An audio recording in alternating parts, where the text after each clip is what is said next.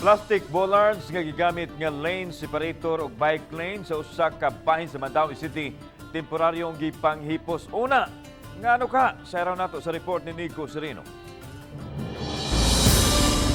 Dinhi sa gawa sa DPWH 6th Engineering District, makitang gitapok kini mga plastic bollards. Gatusan ang gidaghanon niini ug may mga nakuryoso nganong gitambak na lang. Pasabot hinuon sa opisyal sa DPWH, temporaryo ra hinuon kini nga gi-safekeeping sa dapit.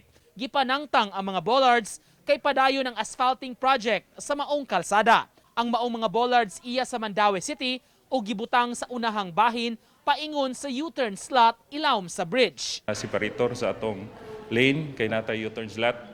Then after that kay namang may project nga asphalt overlay. After that we reinstall the traffic bollards. So munay agreement na mo sa traffic.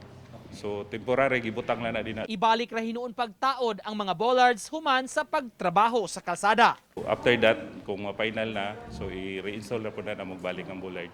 Lahi ra sab katong mga plastic bollards sa mga gigamit sab sa pag-establisyar sa bike lane. Ang pagbutang sa bollards sa bike lane, proyekto sa DPWH Regional Office aron mamintinar ang kaluwas sa mga nagbisikleta, itapad sa mga dagkong sakyanan. Apan sa obserbasyon sa GMA Regional TV sa bike lane bollards sa uban nga mga lugar, may mga nagtakilid na. Sa ubang lugar sama sa Uano Avenue, di na sab kumpleto ang setup sa mga bollards, daghan ang missing. Makita na lang ang mga bolt ug nut kung asa nagbarog ang mga bollards kaniadto.